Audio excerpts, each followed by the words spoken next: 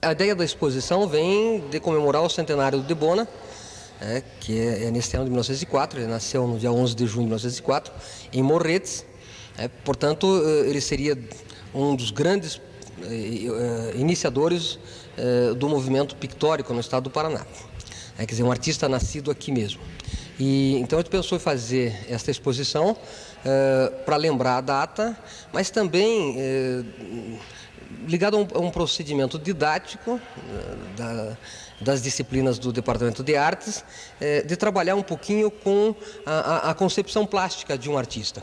Então nós tínhamos aqui um verdadeiro laboratório para isso, que a universidade possui 7 telas importantes do Debona, sendo que uma delas talvez seja um dos melhores trabalhos que nós temos em termos de retrato, que é o retrato justamente do professor Vítor Ferreira do Amaral. Foi um dos fundadores da universidade, o primeiro reitor da universidade, e que é um retrato construído ainda com aquela ideia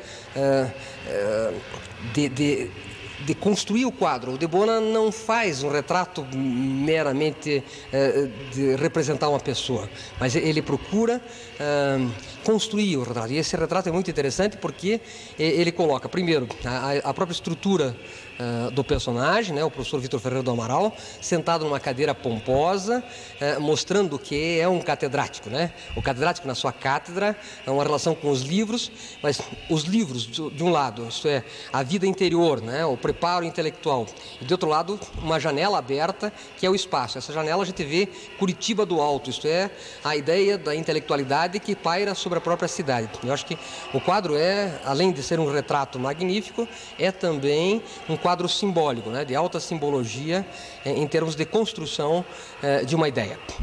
Então, este retrato, e há mais 3 retratos importantes. Eu acho que também o retrato do conselheiro Carrão é alguma coisa muito importante, a forma com que ele resolveu pictoricamente a estrutura do quadro. E depois 3 paisagens, né, que marcam 3 etapas importantes na obra do Debona. Uma paisagem de Vila Velha dos anos 40, uma paisagem dos Campos Gerais, São Luís do Purunã dos anos 50 e uma paisagem de arredores de Curitiba dos anos 60. Quer dizer, nós temos aí a cobertura de um espaço importante, né? Quer dizer, mostra que houve um momento que a universidade também se preocupou em formar um acervo, né, de construir um acervo, adquirir obras, e está inserida diretamente dentro do processo intelectual da cidade.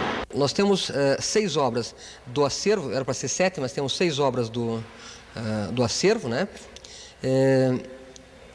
Daí 14 desenhos, 14 pinturas, mais alito, mais um caderno de notas. No total, todos os objetos expostos com as fotografias, 41 peças expostas, né? Quer dizer, já é uma amostra relativamente, uma amostra média, né? Que você já tem um bom número de obras. Acho que dá para ter assim, uma noção do trabalho do Debona.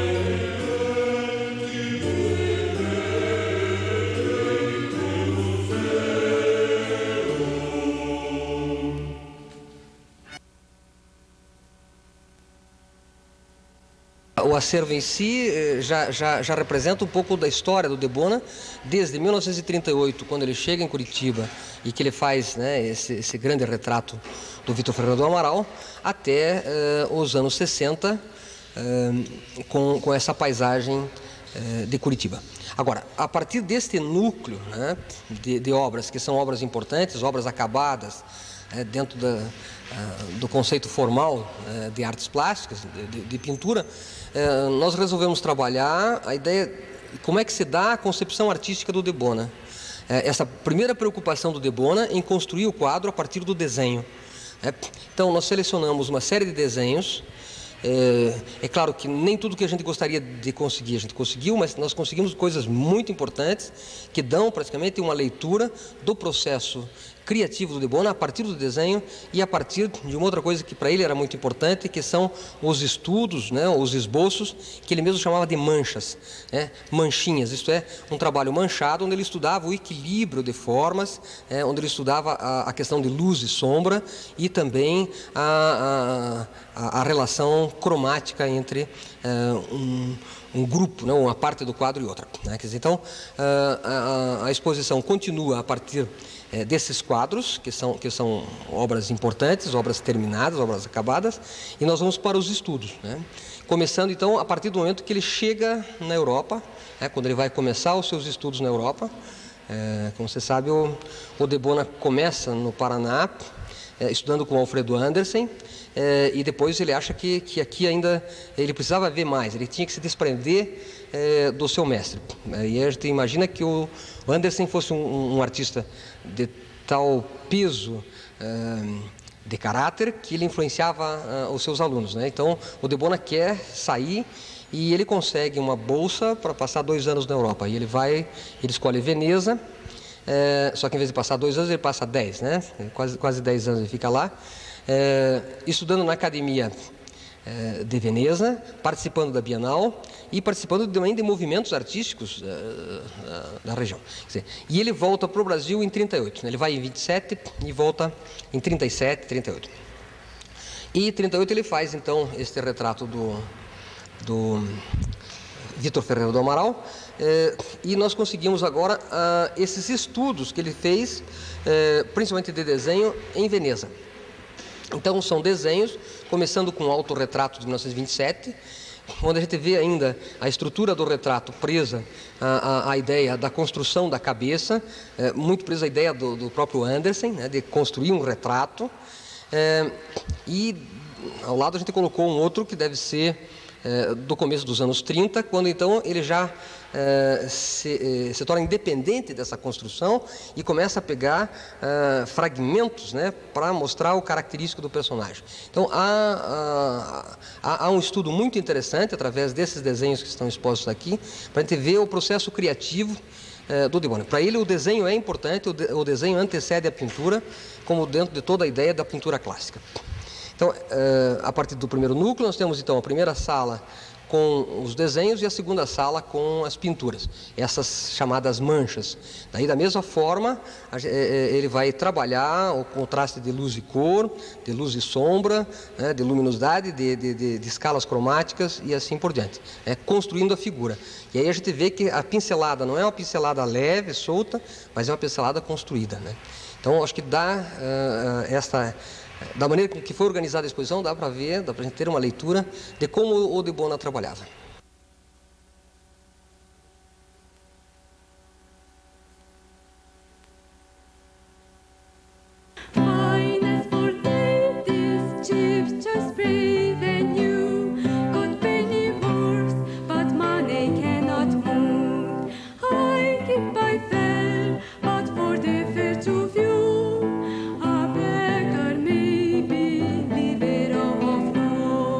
O Debona, saindo da escola do Andersen, ele vai se prender a uma estrutura acadêmica. Então, ele vai seguir os temas, né? Quer dizer, ele é um pintor que até o fim da vida vai trabalhar com temas. Ele jamais abandonou a questão temática. Tanto que ele vai até a paisagem para pintar a paisagem, mesmo que lá na paisagem ele deforme isso, ele transforma essa paisagem, ele construa aquilo que ele quer fazer, mas ele vai lá, né? Então, nós temos retratos E o próprio Debona falava, né, que ele teve que aderir ao retrato porque era a única forma que eles tinham de ganhar um pouco de dinheiro fazendo esses retratos, e que a fotografia vem daí tomar esse lugar. E que então, mas que é uma coisa muito difícil, porque você não pode ceder o caráter pictórico da obra e ao mesmo tempo você tem que colocar nela o característico que represente aquilo que você está retratando. Agora, ele trabalhou muito em termos de retrato, com encomendas, né? A gente pode ver que alguns quadros são encomendas. Agora, é lógico, para qualquer um de nós mesmos, se fosse um fotógrafo, você vai fotografar uma pessoa que você tem uma ligação maior, né? Provavelmente dá para deduzir que ele conhecia ou era amigo, né? Ou tinha uma relação mais próxima com o professor Vitor Ferreira do Amaral, né? Que ele vai construir uma obra. Ou, ao mesmo tempo, ele está empolgado com a ideia de estar pintando um reitor, alguém que tenha, né, possua todas as características intelectuais que acho que ele gostaria de ter. Porque o Debona era um intelectual, né? As aulas dele eram discussões, ele falava muito, analisava as obras e gostava de discutir sobre pintura. E quando você vai fazer a fotografia, vai fazer o retrato de um outro, quer dizer, você se atém mais a esses valores pictóricos e de semelhança do retratado. Então, no retrato existe isso, né? Agora, ele fez muito retrato, por exemplo, de familiares, das filhas, né? Elas mesmas reclamam que não gostavam de posar porque demorava muito, etc, né? Mas aí você vê que ele tinha uma vocação de retratista. Ele não fez retrato meramente por ganhar dinheiro. Era uma possibilidade que ele tinha de poder vender alguma coisa, mas era também alguma coisa que ele desenvolveu, que ele estudou e que ele gostava de fazer. Haja um número enorme, eu não saberia dizer quantos, mas ele tem um número bastante grande de autorretratos, né? Quer dizer, então porque realmente é um tema que lhe interessa, né? Então, aos retratos, às paisagens, e aí as paisagens nós vamos ter desde as paisagens de Veneza, que ele vai fazer nesse período que ele mora lá. Depois ele volta para o Brasil e vai viver no Rio de Janeiro, então tem muitas paisagens do Rio. Depois as paisagens do Paraná, quer dizer, basicamente tem esses 3 grandes grupos, mas aí existe de vários outros lugares. Eu lembro de Ouro Preto, né? Ele pinta paisagens do Brasil inteiro. E a figura humana e o nu, né? É outra especialidade do Debona. Ele mesmo diz que em Veneza ele frequentou a escola livre do nu na Academia de Veneza. Então ele é um grande pintor de nus. Há nus magníficos do Debona. Lamentavelmente a gente tem só um aqui, só um estudo de nu, mas está representando justamente essa ideia do nu. O Debona sempre pintou com temas distintos, né? É interessante que essa primeira sala ficou o núcleo central da exposição, que deveria ser o acervo da Universidade Federal do Paraná. As manchas, não tem manchas, é o estudo de equilíbrio, de proporções das massas de cores. O caminho dele mesmo, isso ele começa a fragmentar a imagem e tirar dela os elementos, por exemplo, destacar essa maçã do rosto, né? Deixa eu ver aqui.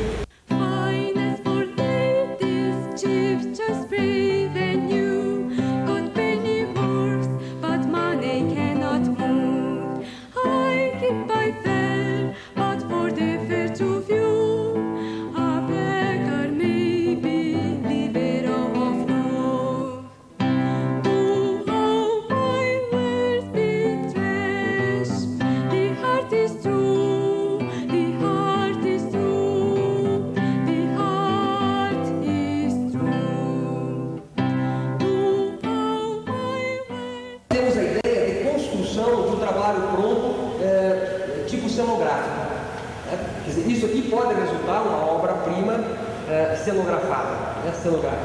Em 67, vejam que já é completamente diferente. Ele pega uma coisa muito parecida, né? Muito parecida de lá, isso é uma paisagem do rio com ponte, né? Do canal com ponte, mas agora não há mais a preocupação de fazer uma veduta. Então essa ideia de mancha que ele põe atrás tem um pouco desses maquiavélicos. Daí quando ele tem aula com o Giolitti, o Giolitti é um pintor simbolista também, muito próximo da linha do Anderson. que também faz com que ele organize os espaços, né? Quando eu trabalhei a ideia da exposição, eu queria ancorar toda a exposição no retrato do professor Vitor Ferreira do Amaral, porque eu gosto dele, acho que é um trabalho magnífico, e parti dele para construir o resto da exposição. Mas na hora da mudança do quadro não foi possível, né? É um quadro muito grande, há muito tempo que precisava de um tratamento e, por sorte nossa, agora vai ser feito, né? Quer dizer, o quadro está nesse momento no restauro, vai ser restaurado, vai ser arrumado, colocado para viver pelo menos mais uns 50 anos, porque eu acho que está desde os anos 50 que está ali na reitoria sem ser tocado, né?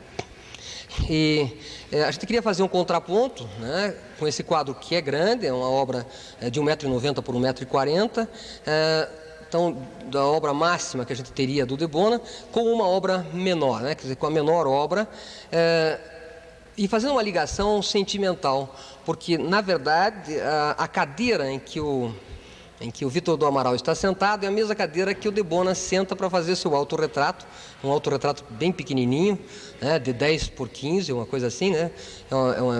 É quase um cartão postal, só que ao fazer o retrato do Vitor Ferreira do Amaral, ele modificou a cadeira, né? Ele colocou uma cadeira pomposa, colocou um estilo, né, Luís XIV, eu acho, né, o Luís XV, e na dele ele manteve a cadeira um pouco mais realista. Em compensação, ele, né, se concebe como um pensador nessa cadeira. Quer dizer, de um lado, o intelectual ativo, né, que é o Vitor Ferreira do Amaral, pairando sobre toda a cidade, sobre todo esse universo intelectual do Paraná, e ele, do outro lado, né, pensativo, pensando, o homem que segura a palavra, né? Eu acho que o contraponto é muito interessante, e mesmo porque são dois retratos magníficos, né? O autorretrato que o Debona faz, pequenininho, é muito bonito. Claro que não substitui o grande quadro, mas eu acho que pelo menos vai ser bastante agradável, e eu não tinha visto esse retrato antes. Quem nos emprestou foi o professor Ário Taborda de Arginte. Ele tinha na casa dele, e é uma das obras que ele prefere, que ele gosta do Debona, tanto que ele meio que desloca na casa dele em vários locais para poder sempre estar mais visível, né? Eu acho que é uma obra muito interessante, muito bonita. O que a gente tem que agradecer foi a colaboração de várias pessoas que possibilitaram isso, né? Porque nós trabalhamos sem nenhum custo, né? Praticamente não houve gastos. A gente contou, primeiro, com a colaboração dos colecionadores, né? A família, as duas filhas, a Gioconda e a Iracema. O tempo todo se mostraram completamente abertas a gente para analisar o material que elas têm lá. Mas todo o tempo a gente falou que nós não queríamos as telas acabadas, que a gente queria os estudos, né? O que foi mais complicado, porque as telas acabadas normalmente estão na parede, os estudos estão guardados e são mais difíceis, como também a gente queria os desenhos. Então, as duas filhas do Debona, a família em si ajudou bastante, nos forneceu todos os dados que a gente precisava. Depois o professor Ário Taborda de Arginte, que sempre está colaborando com a gente, né? Quer dizer, ajudou inclusive na construção da exposição. O professor José Carlos Cifuentes, que nos emprestou o livro, né? E também esse retrato, né? Que é um retrato muito interessante, porque é meio um retrato cesanesco, né? Essas pinceladas aí, e é quase que uma abstração, é quase que um retrato abstrato, né? O Sr. Carlos Marques Neto, que foi o responsável pela coleção do Carlos Sotomayor Marques, que foi grande amigo do Debona e que também tem uma coleção maravilhosa de obras do Debona, que nos emprestou coisas muito importantes, principalmente as vias sacras, os estudos de via sacra. Eu não sei se eu estou esquecendo alguém, mas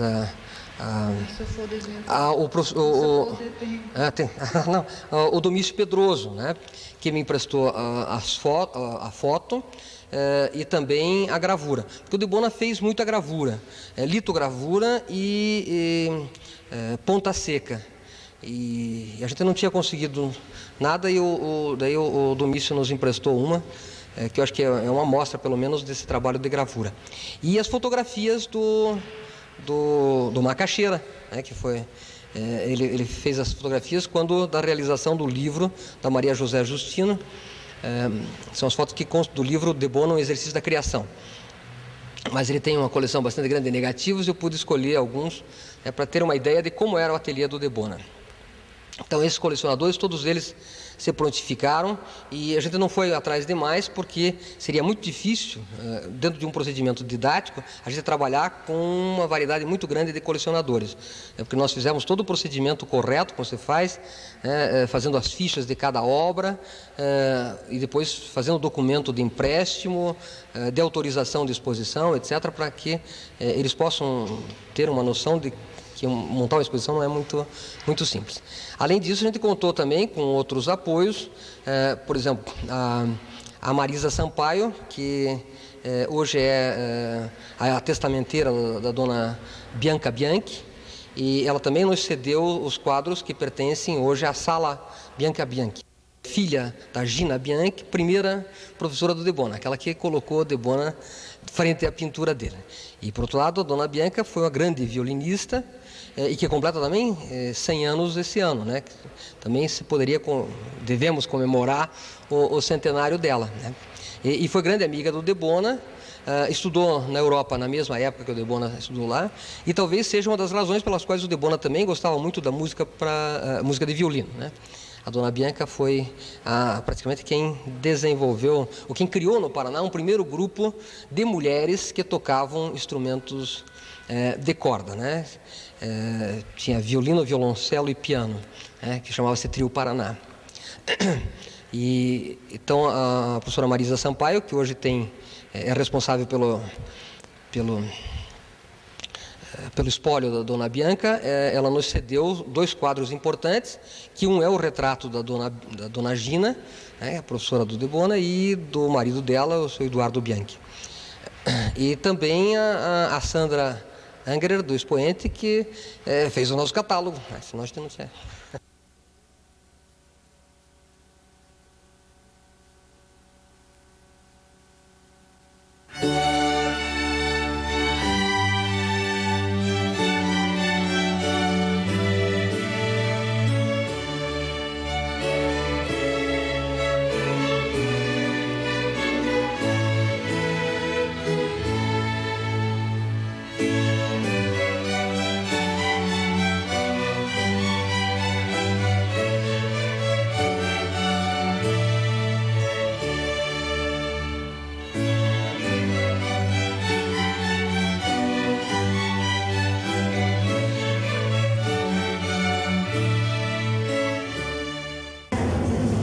É com grande satisfação que nós estamos recebendo a todos os familiares do nosso Teodoro de Bona, todos os convidados aqui, e eu gostaria de estar externando nesse momento a satisfação que temos de ver um trabalho como esse que vocês vão ter a oportunidade de presenciar realizado.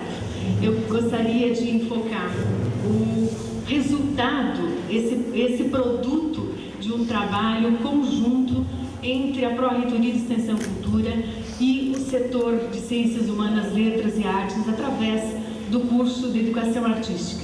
Nós, vivenciando algumas dificuldades pertinentes nessa área, comum nessa área, resolvemos estar unindo esforços e transformando esse espaço, que é um espaço acadêmico, transformando em um grande laboratório de ensino. E dentro dessa proposta, unindo os esforços com os professores dedicados, com vários professores, não vou citar nomes que vou acabar esquecendo de alguns, mas que abraçaram a ideia de estar fazendo essa homenagem a esse ilustre pintor, o seu centenário, e estar trabalhando com a proposta de estágio disciplinar, de estar envolvendo acadêmicos desde a pesquisa do que seria, do que é esse grande artista, trabalhando com a montagem dessa exposição e estando disponibilizados para a monitoria das visitas que aqui acontecerão e que terão como foco central a articulação com as escolas públicas, trazendo os alunos de escolas públicas para poder estar saboreando um pouco dessa cultura que nós estamos tendo o privilégio de estar acolhendo em nossa casa. Então é com grande satisfação que eu estou aqui nesse momento demonstrando ou colocando à disposição, junto com essa equipe maravilhosa que trabalhou, para estar agraciando vocês com esse trabalho. Eu gostaria de passar a palavra para o professor Fernando Bini, que foi o mentor desse nosso trabalho. Por favor, professor.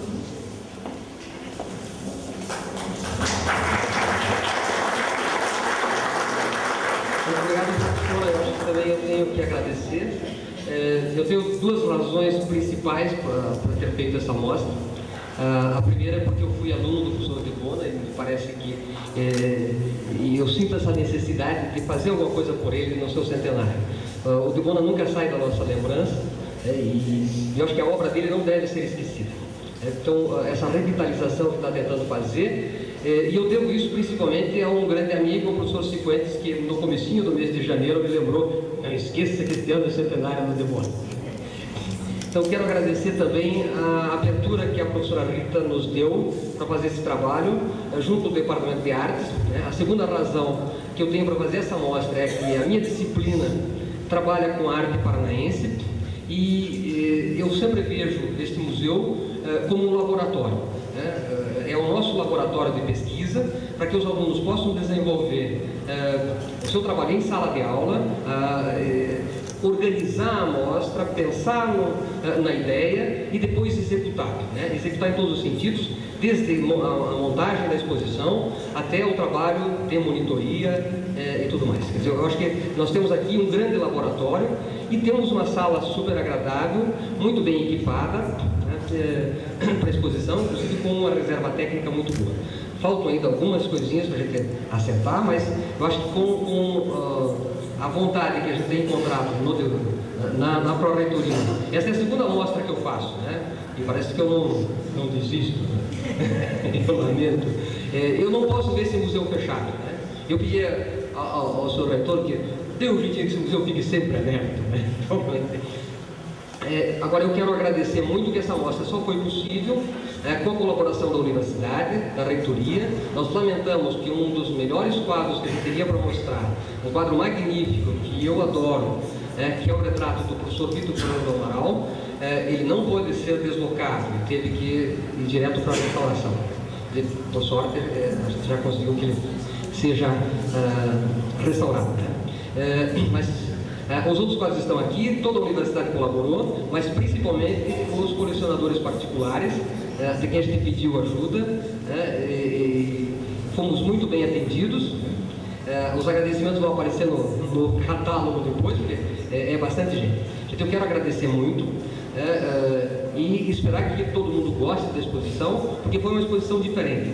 Nós não tínhamos condições de fazer uma grande exposição, de mostrar grandes obras. Para nós, dentro do nosso sentido de trabalho didático, o importante era descobrir qual é o processo criativo do De Bona, como é que ele trabalhou o desenho e como ele trabalhou os esboços de pintura, para chegar aos quadros acabados. Então, é isso que nós teremos na mostra. Agora, eu gostaria de agradecer muito ao nosso reitor pela presença dele aqui e gostaria de deixar que ele também se expressasse. Professor, por favor. Muito obrigado.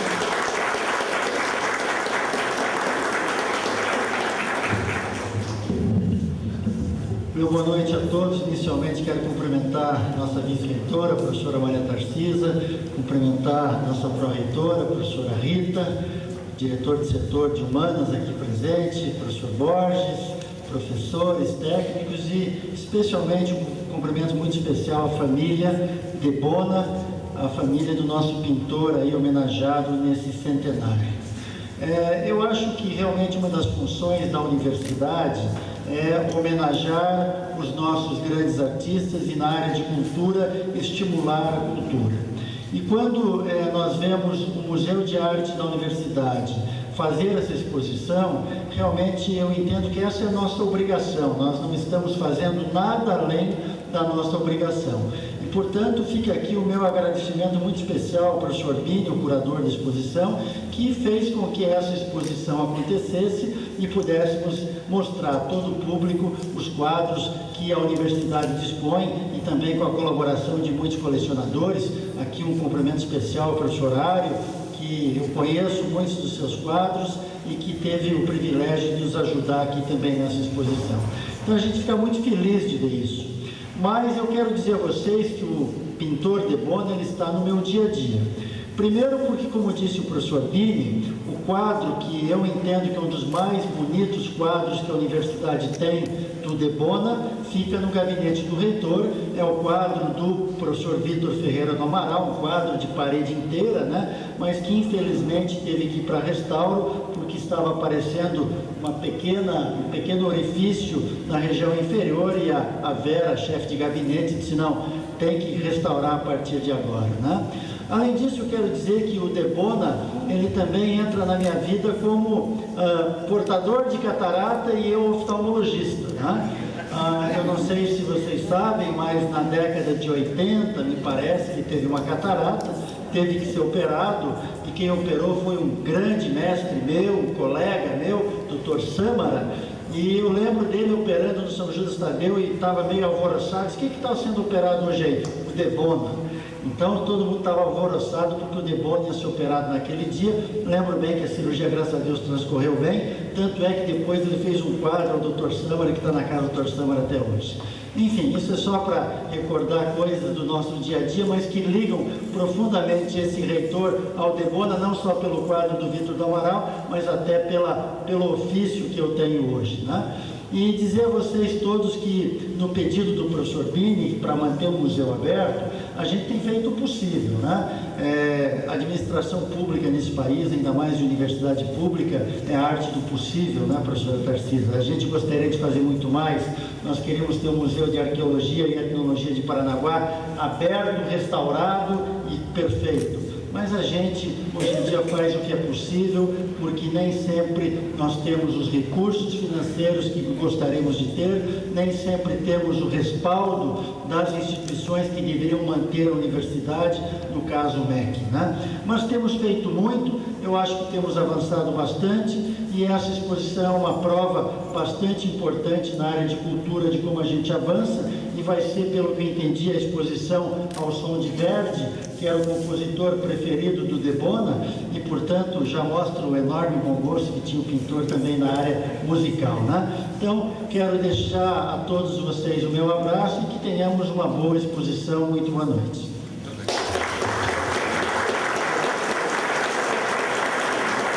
Eu só queria fazer uma referência, eu esqueci. Junto com o centenário de Bona, nós comemoramos também o centenário da professora Bianca Bianchi. A mostra também homenageia ela, né, com 2 quadros da coleção que foi dela. Obrigado.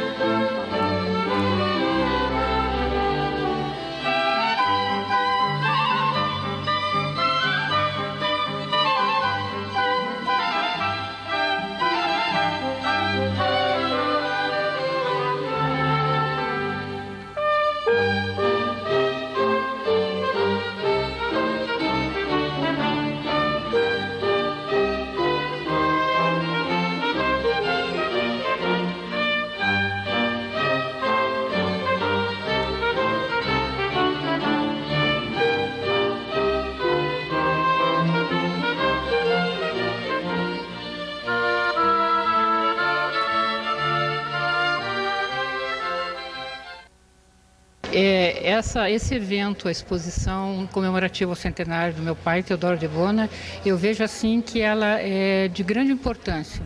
Primeiro porque homenageia um artista paranaense que dedicou a vida dele toda à arte, foi um dos iniciadores das artes no Paraná, e depois também para perpetuar a memória e passar para as novas gerações os valores paranaenses. E o outro ponto que eu considero muito importante também é a parte pedagógica dessa exposição, porque é muito importante que as novas gerações conheçam nossos valores, não só do meu pai, Teodoro de Bona, mas dos demais artistas e valores da cultura paranaense, para que isso possa tenha continuidade, né, daqui para frente, que os valores sejam reconhecidos e perpetuados. Eu considero o de Bona, digamos, um marco na pintura paranaense. Por que esse marco? Pela sua independência, pelo seu aspecto de cultura, como você perguntou, pela sua escolha dos ângulos perigosos. E o de Bona costuma, para resolver uma paisagem, escolher ângulos às vezes muito complicados e resolve lindamente bem. Não só resolver a paisagem, como ele transmite uma sensibilidade da solução, né? Ele acrescenta aquele algo mais que define ele como um artista. Se não fosse esse algo mais, ele seria um simples pintor, um paisagista, um reprodutor da paisagem. Mas ele põe algo mais na paisagem de si, e nessa escolha, muitas vezes elimina parte da paisagem, escolhe a paisagem, digamos, aprofunda-se em certas áreas e, curiosamente, um grande solucionador de horizontes. É curioso isso. Eu me lembro de Corot, quando estava no leito de morte, que dizia que o grande sentimento dele é que ele nunca conseguiu resolver um horizonte. E o de Bona resolvia isso com uma simplicidade, com uma facilidade tremenda. Outro aspecto é que a pintura do de Bona, de forma geral, é construída. Não é aquela pintura, não é aquela cópia da natureza só.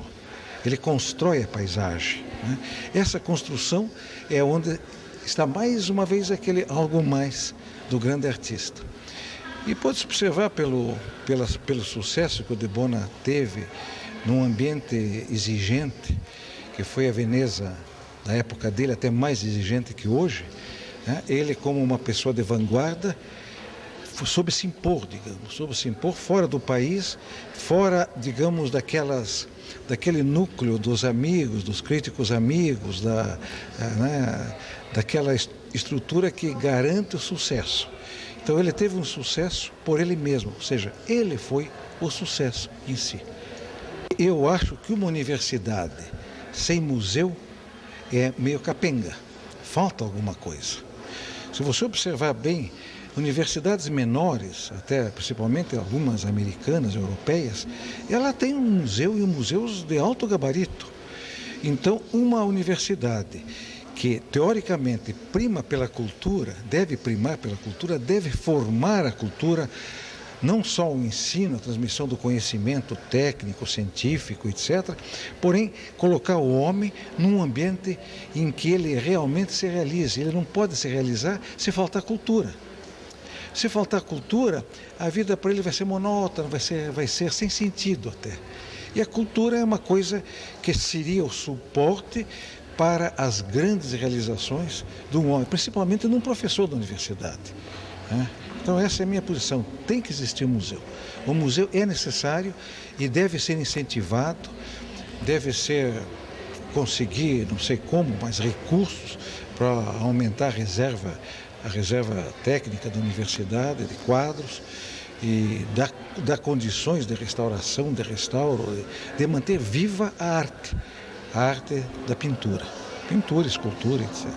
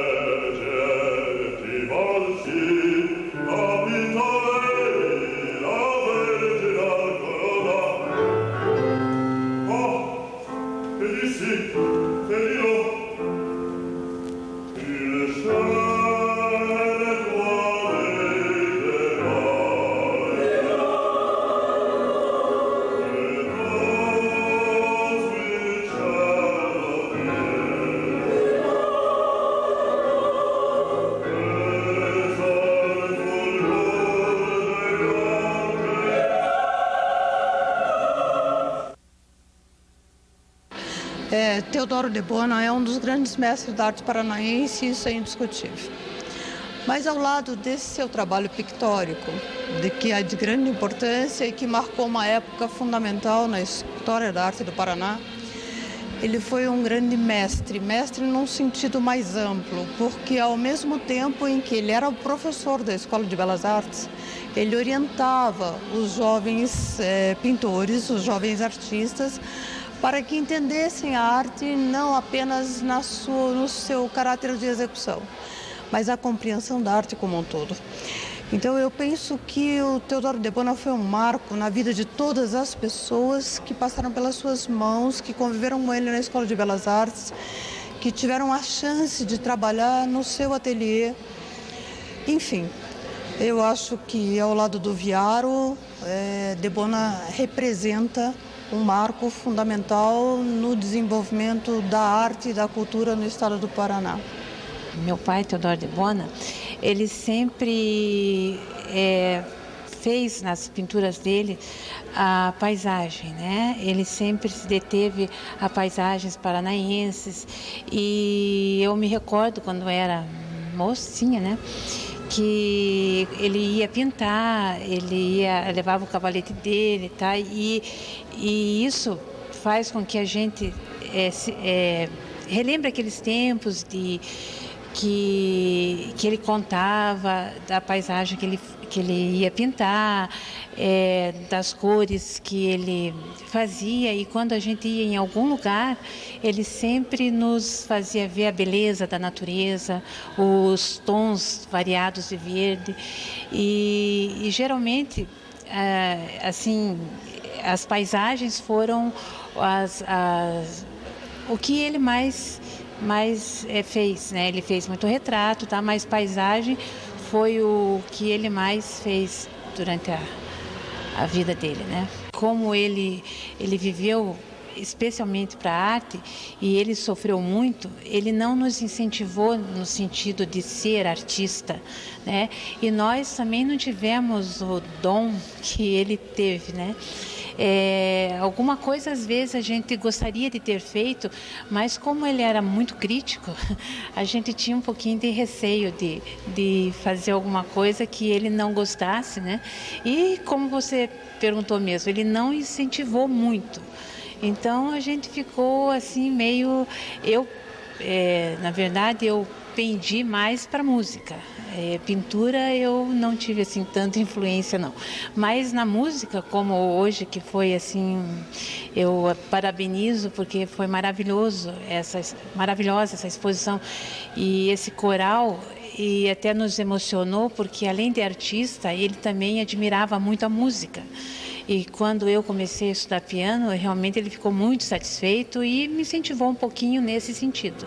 Eu dou aula para uma escola do estado, eu dou aula de português, mas eu pretendo trazer meus alunos aqui, inclusive o professor de educação artística da nossa escola ficou bem interessado, porque passa para os alunos os valores, né, as culturas, e principalmente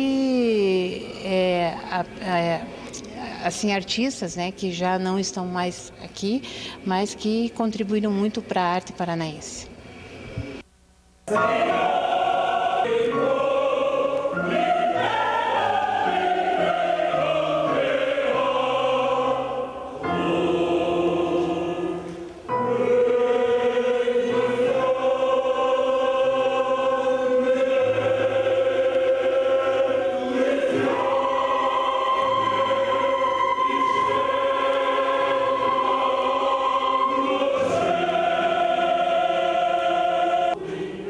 So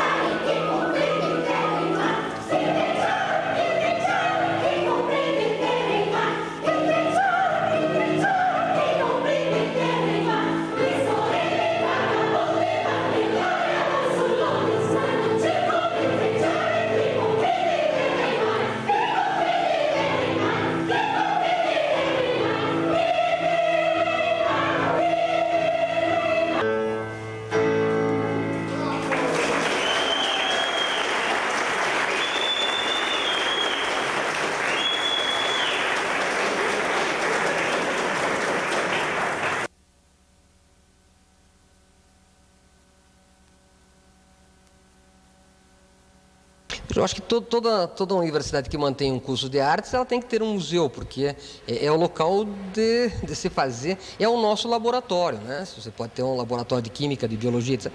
Nós temos que ter um laboratório de artes também. E eu acho que o museu é um laboratório porque aqui estão uma parte das grandes atividades que os alunos devem fazer. Claro que há um lado ligado ao magistério, mas nós temos também toda a questão de curadoria, né, a própria montagem, a concepção da exposição, montagem da exposição, iluminação, quer dizer, há um design de exposição. E além disso, a questão das monitorias, que eu acho que o mais importante é aprendizado. E o MUSA se presta muito bem a isso porque ele é um museu constituído, pelo menos em ideia. Se ainda há problemas de administração do museu, mas nós temos já a concepção da ideia. Isso é, nós temos uma sala de exposição que não é uma sala imensa, mas é uma boa sala, é uma sala agradável, com todas as características necessárias para uma exposição, e temos uma reserva técnica importante, quer dizer, um local onde se pode trabalhar o acervo, se pode guardar o acervo e tomar todos os cuidados necessários, né? Então, eu acho que a gente tem um laboratório perfeito para trabalhar com os alunos, desde a pesquisa desse acervo, o levantamento dessas obras, muitas delas nós não sabemos a procedência, nós não sabemos, né? Quer dizer, então, aí nós temos trabalho para alguns anos com os nossos alunos, e nesses anos provavelmente nós vamos ganhando mais outras peças, né? Outras coisas podem surgir e o trabalho continua. Há toda a questão, por exemplo, de trabalhar o que se chama de curadoria, né? A criação e a montagem da exposição. Isso é um trabalho muito importante, que eu acho que é um dos ramos profissionais que tem uma importância fundamental hoje, porque nós estamos vendo muitos museus se desenvolverem, mesmo em Curitiba. Eu acho que esse estágio direto aqui para os alunos é importante. Mesmo a concepção de como se produz um acervo, de como se concebe esse acervo, de que maneira, quais são as maneiras que nós temos de aumentar ou constituir acervos, né? O trabalhar com isso. E depois, então, as monitorias, né? Que os alunos podem ter um contato direto com o público e aplicar tudo aquilo que eles aprendem nas teorias, né, na história da arte, eles podem, então, desenvolver daí num contato direto com o público. Então, veja o seguinte, porque sempre se critica a universidade dela ficar muito fechada dentro de si própria, né? Quer dizer, claro, nós somos homens de gabinetes, mas a gente tem que achar espaços para o público. Então, o museu é muito mais que isso, porque ele, além de ser um laboratório que nós podemos trabalhar internamente para desenvolver as nossas atividades didáticas, também é a nossa porta de contato com o público. Nós podemos trazer um público e desenvolver o nosso exercício agora para uma comunidade, né? Quer dizer, eu acho que a existência do museu é alguma coisa assim por demais importante dentro do nosso departamento, né? Acho que a ligação do departamento com a PROEC, né? E que a gente possa trabalhar no museu, eu acho isso... Eu me sinto muito satisfeito, né? Quer dizer, mesmo com toda a dificuldade que a gente tem de trabalho, nós já conseguimos fazer 2 exposições muito interessantes aqui, e espero que saia mais.